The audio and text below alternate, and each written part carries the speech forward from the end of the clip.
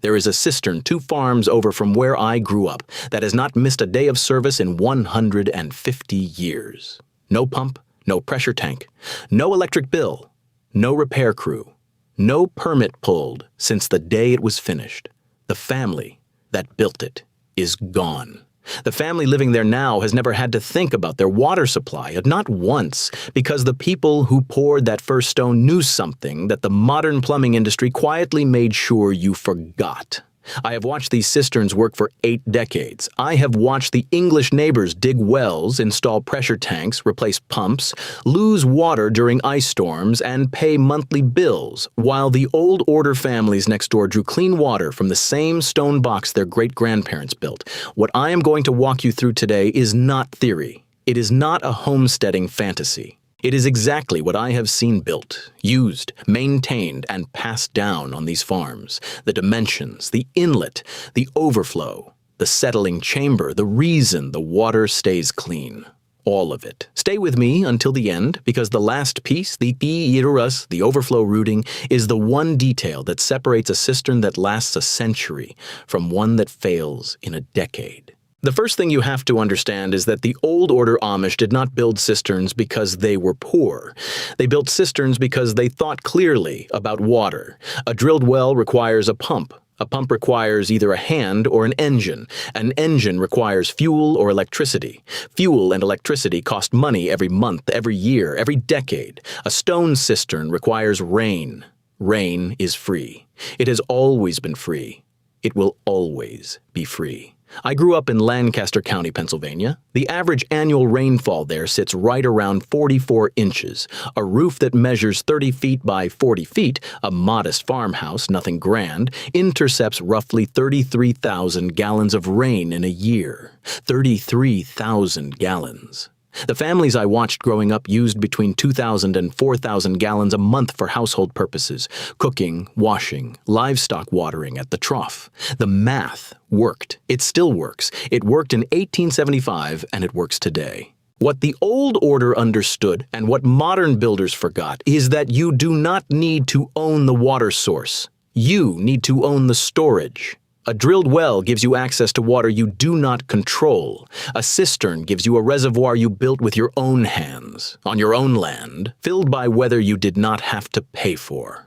I have watched neighbors lose well pumps in January ice storms. I have watched them haul water from town in plastic jugs while they waited 2 weeks for a repair crew. The Amish families on the same road drew water the same morning the storm hit. The same afternoon the power came back on. The same week. The same month. Nothing changed for them. That is the point. That is what a properly built cistern does. It removes the variable. It makes water a solved problem. The Old Order kept building these systems long after the English moved on to drilled wells and electric pumps, not out of stubbornness, out of observation. They had watched what happened when a pump failed. They had watched what happened when a drought dropped a shallow well below the pump intake. Their cisterns held enough reserve to carry a household through 6 to 8 weeks of dry weather without a single drop of rain. That is the buffer that changes everything. If you have ever wondered how a family of 8 runs a household, laundry, cooking, bathing, the animals, without a utility bill touching water, this is where the answer starts. Not with a magic material or a forgotten formula, with a stone box, a roof, and a clear understanding of how much rain falls where you live. The cisterns I have watched built and the ones I have crawled into for inspection over the years share a shape that is not accidental, oval or circular, always, never square, never rectangular. The Old Order masons understood, the way any experienced stoneworker understands, that corners are where pressure concentrates and where cracks begin. A curved wall distributes the weight of the surrounding earth and the weight of the water inside it evenly, the way an arch distributes load. There are no corners to fail. The typical cistern on these farms runs between 8 feet and 10 feet in diameter at the widest point, and between 6 feet and 8 feet deep. That gives you a working volume of roughly 2,500 to 3,500 gallons, depending on the exact dimensions. The ones I have measured myself, the ones where the family let me drop a tape, averaged right around 3,000 gallons usable capacity. The walls are limestone or fieldstone, wherever those were available locally. Limestone was preferred because it is dense. It does not absorb water the way softer sandstone does, and it has a slight natural alkalinity that keeps the water from turning acidic over time. The mortar is lime-based, not Portland cement. That distinction matters more than most people realize, and I will come back to it. The floor of the cistern is not concrete. It is a compacted layer of clean gravel, usually river gravel, washed, topped with a layer of coarse sand 2 to 3 inches deep. That floor layer is not decorative. It is functional. It allows fine sediment that makes it pass the inlet filter to settle and be absorbed rather than staying suspended in the water column. It also allows any slow seepage from the walls to drain through rather than pool. A concrete floor would trap that sediment and make it harder to clean. The access opening at the top is always small, 18 inches to 24 inches in diameter. Not large enough for a child to fall into accidentally, large enough for a man to lower himself through for cleaning. It is covered with a fitted stone cap, or, on later cisterns, a heavy wooden cover with iron hardware. The opening is never flush with the ground. It sits 4 to 6 inches proud of the surface, so that surface runoff, the water that carries the most contamination, the animal waste, the soil bacteria, cannot flow directly in. I have seen these walls still tight and uncracked after a century of freeze-thaw cycles. The lime mortar is the reason. Portland cement is rigid. When the earth moves, and earth always moves through frost heave, through settling, Portland cement cracks along clean lines and those cracks stay open. Lime mortar is slightly flexible. It moves with the stone. And when it does crack, it has a property that Portland cement does not. It recarbonates. It slowly heals itself by reacting with moisture and carbon dioxide in the air. The Old Order Masons did not know the chemistry. They knew the result. They had watched lime mortar outlive Portland cement on every farm that tried both. The cistern is only as good as what feeds it, and what feeds it begins at the roof. The Old Order families I watched were deliberate about their roof material in a way that had nothing to do with aesthetics. Cedar shingles, slate, or galvanized metal, those three, not asphalt, not tar paper. The reason is simple and observable. Asphalt shingles leach petroleum compounds and granules into the first flush of rainwater. You can smell it after a summer rain on an asphalt roof. The families I grew up around could smell it too, and they had no interest in that water entering their cistern. Cedar shingles were the most common on the older farmhouses. They weather to a clean gray. They do not leach anything that affects the taste or safety of the water. Slate was used on the grander farmhouses. It lasts longer than cedar and produces some of the cleanest catchment water of any roofing material. Metal roofs, particularly the standing seam galvanized panels that became more common in the early 20th century, were also acceptable, though the families I knew would let a new metal roof weather through one full season before they connected it to the cistern to let any surface oils from the manufacturing process wash away. The gutters are galvanized steel, always. Not aluminum, which dents and pulls away from the fascia over decades, not plastic, which the Old Order would not have used in the early period, and which degrades in ultraviolet light over time. Galvanized steel gutters, properly hung with a slight pitch toward the downspout, roughly 1 inch of drop per 10 feet of run, drain completely after each rain. Standing water in a gutter breeds mosquitoes and algae. A properly pitched gutter is dry between rains. The downspout does not run directly into the cistern. This is the detail that most people miss when they look at these systems from the outside. There is an intermediate step. The downspout runs into what the Old Order called the settling box, sometimes called the sand trap, before the water ever reaches the cistern inlet. I will describe that in the next section because it is the most important piece of the entire system. What I want you to understand right now is the scale of what a roof collects. For every inch of rainfall, every square foot of roof surface yields approximately half a gallon of water, accounting for evaporation and gutter losses. A 40 by 30 foot roof, which is modest, yields roughly 600 gallons in a single 1-inch rain event. A 2-inch rain, common in a Pennsylvania spring, yields 1,200 gallons. The cistern fills faster than most people expect. I have watched a cistern go from 1/4 full to completely full in a single April week. The families I knew planned around that. They used water freely in the wet months and conserved in the dry ones. The cistern was the buffer between those two realities. This is the piece that makes the water safe, and it is the piece that almost nobody outside these communities built correctly, or built at all. The first flush of rain off any roof carries the worst of what has accumulated since the last rain. Bird droppings, dust, pollen, dead insects, leaf debris, whatever the wind deposited on the shingles between storms. That first flush, the first roughly 1 gallon per 100 square feet of roof, should never enter the cistern. The Old Order solved this with a device so simple it is almost embarrassing: a standpipe diverter. The downspout empties into a vertical pipe. The standpipe that is sealed at the bottom and sized to hold exactly that first flush volume. On a 1,200 square foot roof, that standpipe holds about 12 gallons. While the standpipe is filling with that first dirty water, the clean water that follows has nowhere to go but over a weir, a simple overflow lip, and into the settling chamber. The standpipe drains slowly through a small hole at its base between rain events, emptying itself and resetting for the next storm. No moving parts, no valves, no maintenance beyond an annual cleaning. The settling chamber is a separate stone box, typically 2 feet by 3 feet by 2 feet deep, buried between the downspout and the cistern inlet. Water enters the settling chamber at one end, passes slowly through a bed of coarse gravel topped with clean sand, and exits through a pipe at the opposite end, near the bottom of the chamber. The gravel and sand trap leaf fragments, insect debris, and any fine sediment that made it past the first flush diverter. The water that exits the settling chamber and enters the cistern is already visibly clearer than what came off the roof. The sand in the settling chamber was replaced every 2 to 3 years.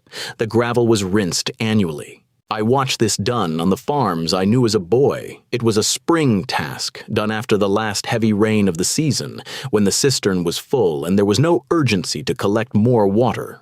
The whole job took an afternoon. The old sand was spread on the garden. Fresh sand went in. The lid went back on. That was the maintenance schedule for a system that ran continuously for a century. Now, I know what some of you are thinking. You are thinking, what about bacteria? What about parasites? The families I watched used their cistern water for cooking, washing, and in the early period, for drinking, though by the mid-20th century, most had a separate dug well or spring for drinking water, and used the cistern primarily for household washing and livestock. That division of use is the sensible one, and I want to be clear about it. A well-maintained cistern with a proper first flush diverter and settling chamber produces water that is clean for most household purposes. For drinking, a simple gravity filter, charcoal and sand, was added in many of the homes I visited. The cistern was not the end of the system, it was the foundation. The cistern is buried, the house is next to it. The question every person asks when they first understand this system is, how does the water get from the underground stone box into the house? The answer is gravity, but not in the way most people assume. The simplest delivery method, and the one I saw most commonly on the older farms, is the hand pump, a cast iron pitcher pump mounted at the kitchen sink or at a stone basin in the yard, connected by a lead pipe, and later by galvanized steel pipe, to the cistern. The pump is not electric. It is not powered by anything except the person using it. You work the handle, you lift the water. On a well-maintained pump, 10 strokes fills a standard bucket. A family of 6 uses perhaps 30 to 50 bucket equivalents a day for all household purposes.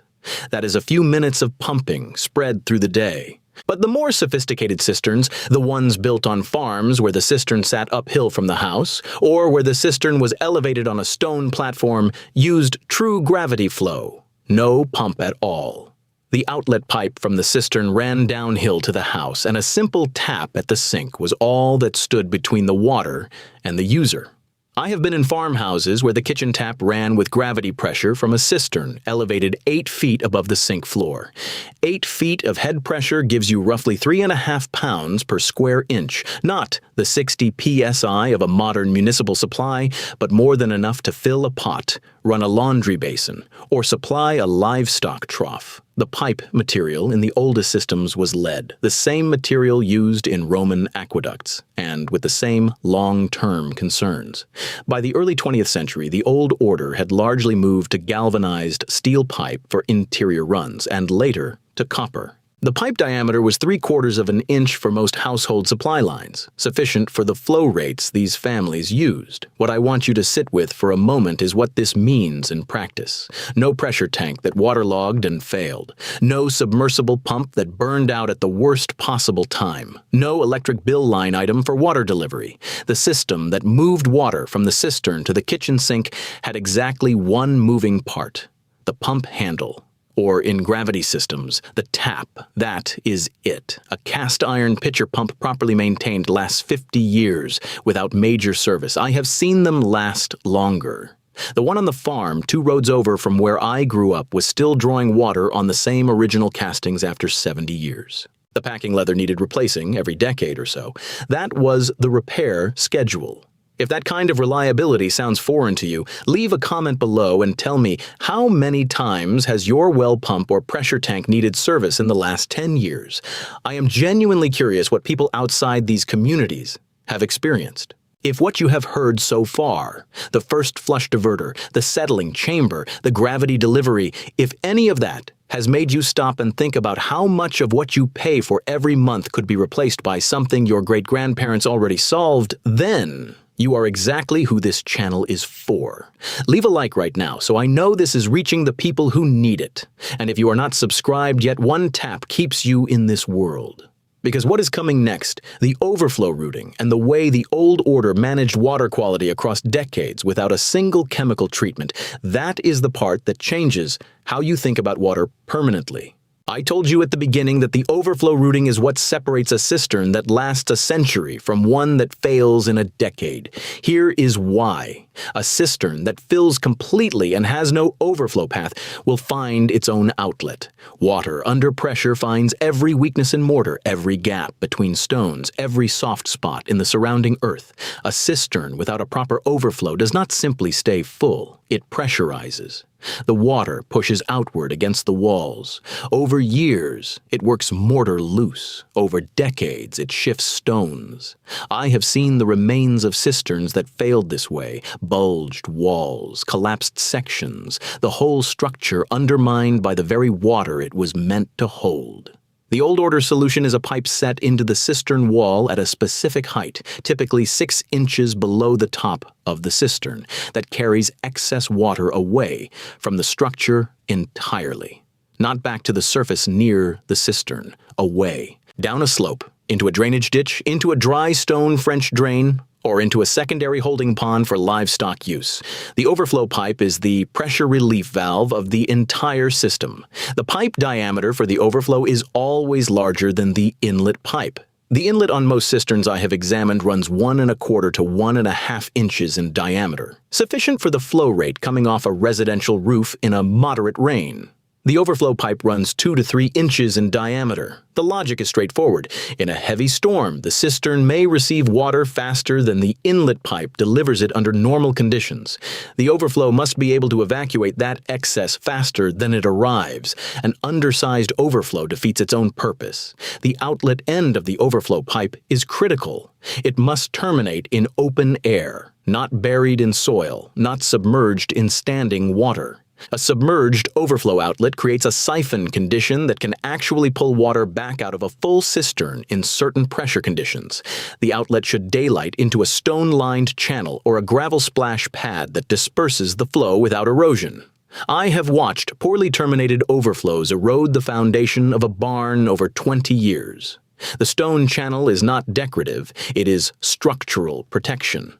There is a secondary overflow consideration that the most careful builders addressed: the surface drainage around the cistern itself. The ground immediately surrounding the access opening and the cistern lid should slope away from the opening in all directions, a minimum of 1 inch of drop per foot for at least 3 feet outward.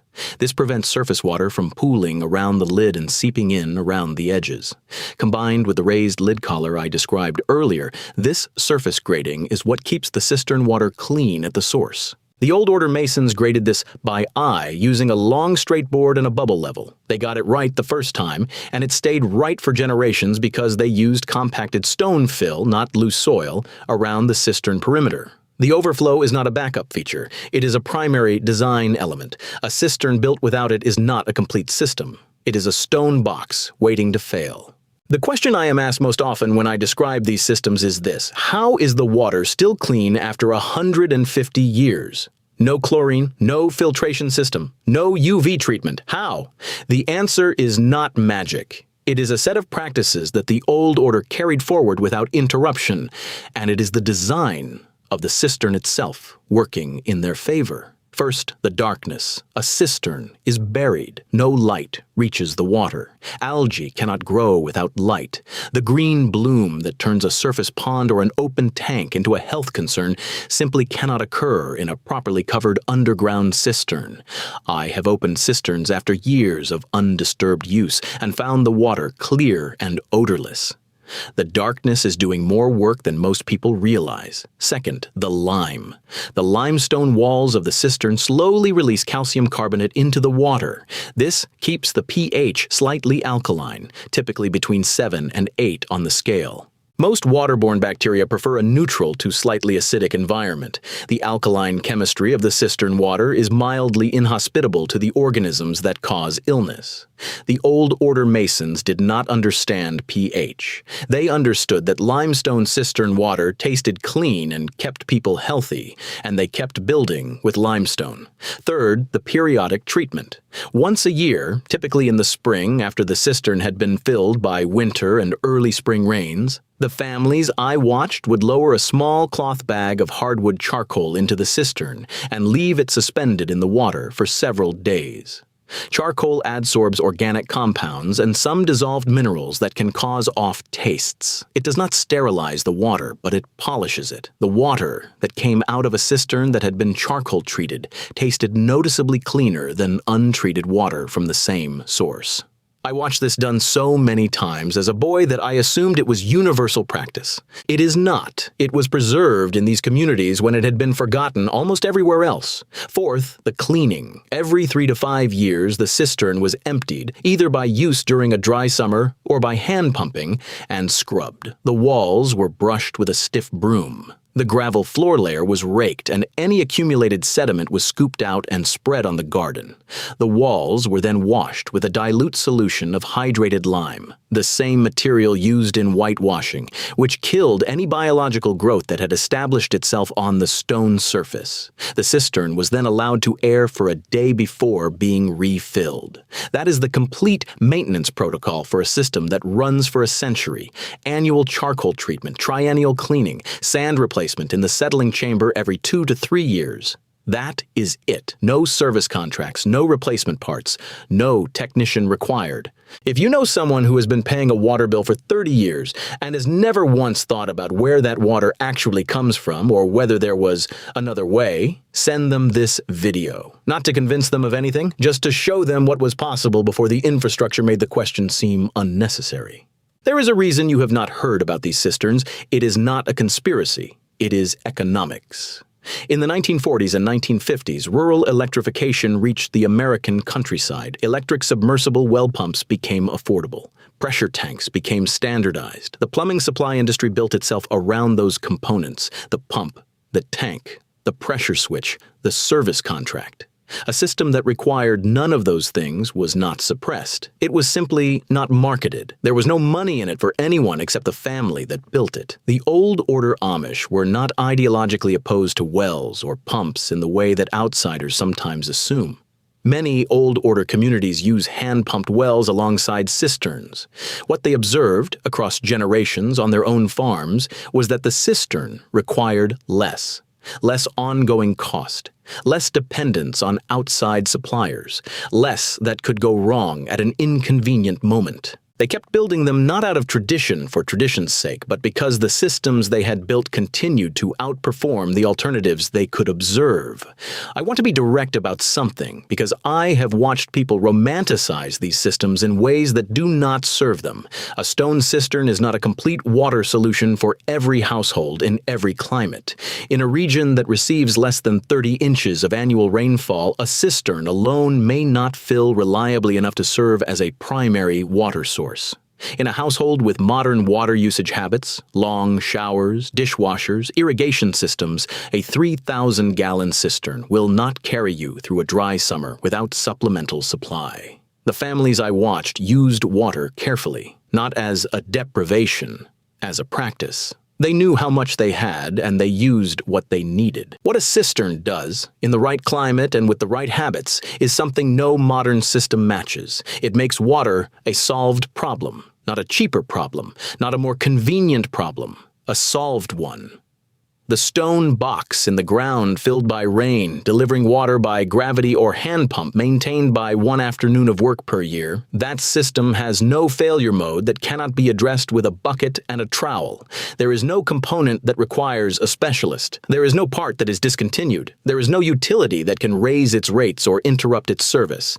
I have watched these cisterns work for 8 decades. I have watched the infrastructure around them change completely. The wells drilled, the pumps installed, the pressure tanks replaced, the pipes upgraded, the bills paid, while the stone boxes in the ground kept doing exactly what they were built to do. They are still there, on farms that have changed hands twice since they were built, serving families who never met the people who laid the first stone, still holding water, still delivering it, still working. That is not a claim I make about many things. I make it about these. We are almost at the end of something I have wanted to document for a long time. If you have made it this far, through the settling chamber, the overflow routing, the charcoal treatment, all of it, you are not a casual viewer. You are someone who actually wants to understand how these systems work, not just that they exist. Subscribe if you haven't yet, because this is what this channel does every week. The real methods, the real dimensions, the real practices that the old order kept building when everyone else moved on. You deserve to have this in your library. The cistern 2 farms over from where I grew up is still in service today, and now you know exactly why. Thanks for watching. The end screen has more in the same world. Pick whichever video on the end screen calls to you. There is more here worth your time.